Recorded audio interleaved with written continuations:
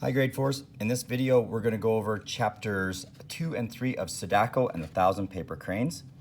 For these readings on your online assignments, you have the Wednesday assignment, which is the partner work assignment, which has important words and comprehension questions on it. And that's page 20 of your paper package if you're using the paper. And on the Wednesday assignment, you have the individual work, which is to draw and color a picture of an important event from the section. Make sure you have a caption for it. And these two thinking questions. That's page 28 if you're using the paper package. So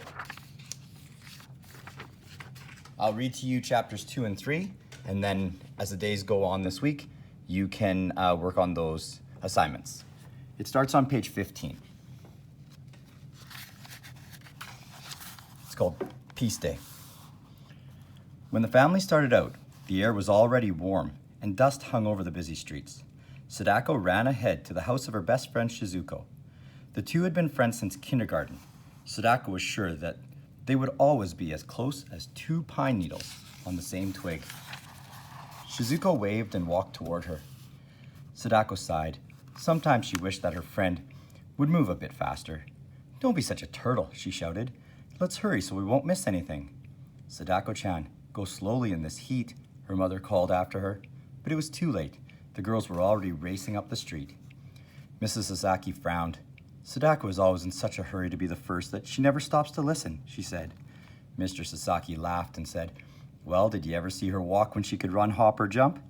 There was pride in his voice because Sadako was such a fast, strong runner.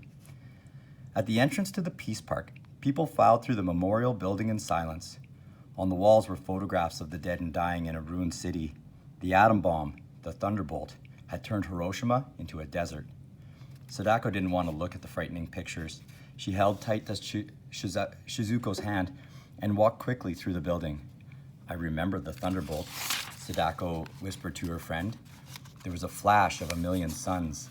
Then the heat prickled my eyes like needles." "How can you possibly remember anything?" Shizuko exclaimed. "You were only a baby then." "Well, I do," Sadako said stubbornly. After speeches by Buddhist priests and the mayor, hundreds of white doves were freed from their cages.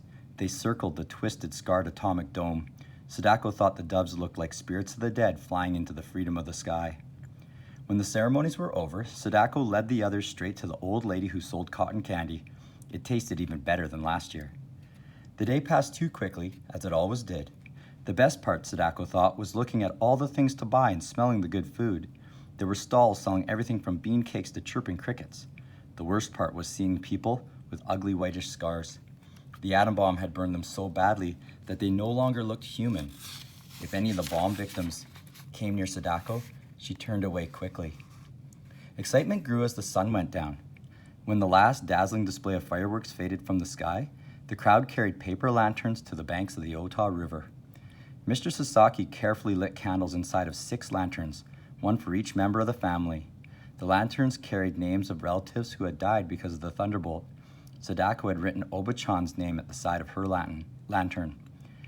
When the candles were burning brightly, the lanterns were launched on the Ota River. They floated out to sea like a swarm of fireflies against the dark water. That night, Sadako lay awake for a long time, remembering everything from the day. Masahiro was wrong, she thought. The spider had brought good luck. Tomorrow she would remind him about that. Chapter 3, Sadako's Secret. It was the beginning of autumn when Sadako rushed home with the good news. She kicked off her shoes and threw open the door with a bang. "I'm home," she called. Her mother was fixing supper in the kitchen. "The most wonderful thing has happened," Sadako said breathlessly. "Guess what?"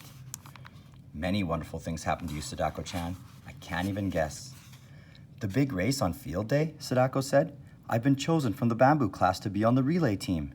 She danced around the room, gaily swinging her school bag. "Just think, if we win, I'll be sure to be on the team in junior high school next year."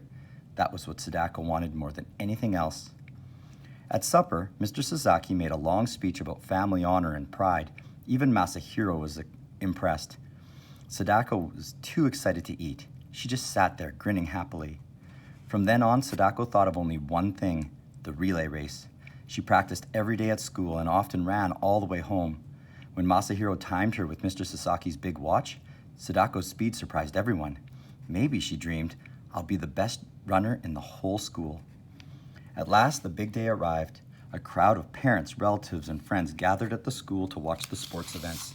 Sadako was so nervous, she was afraid her legs wouldn't work at all. Members of the other team suddenly looked taller and stronger than her teammates. When Sadako told her mother how she felt, Mrs. Sasaki said, "Sadako-chan, it is natural to be a little bit afraid, but don't worry. When you get out there, you will run as fast as you can." Then it was time for the relay race. "Just do your best," Mr. Sasaki said, giving Sadako's hand a squeeze. "We'll be proud of you." The kind words from her parents made the knot in Sadako's stomach loosen. They love me no matter what, she thought. At the signal to start, Sadako forgot everything but the race. When it was her turn, she ran with all the strength she had. Sadako's heart was still thumping painfully against her ribs when the race was over. It was then that she first felt strange and dizzy. She scarcely heard someone cry, "Your team won!" The bamboo class surrounded Sadako, cheering and shouting. She shook her head a few times, and the dizziness went away. All winter, Sadako tried to improve her running speed. To qualify for the racing team in junior high, she would have to practice every day. Sometimes, after a long run, the dizziness returned. Sadako decided not to tell her family about it. She tried to convince herself that it meant nothing, that the dizziness would go away. But it didn't. It got worse. Frightened, Sadako carried the secret inside of her. She didn't even tell Shizuko, her best friend. On New Year's Eve, Sadako hoped she could magically wish away the dizzy spells. How perfect everything would be if she didn't have this secret.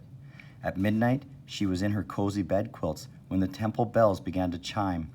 They were ringing out all the evils of the old year so that the new one would have a fine beginning. With each ring, Sadako drowsily made her special wish.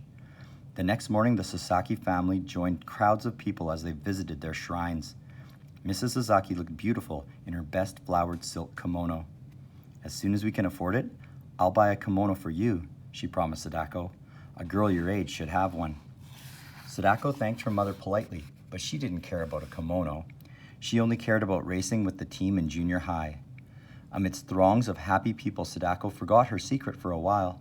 She let the bright joy of the season wash her worries away. At the end of the day, she raced Masahiro home and won easily. Above the door were the good luck symbols Mrs. Sasaki had put there to protect them during the new year. With a beginning like this, how could anything bad happen?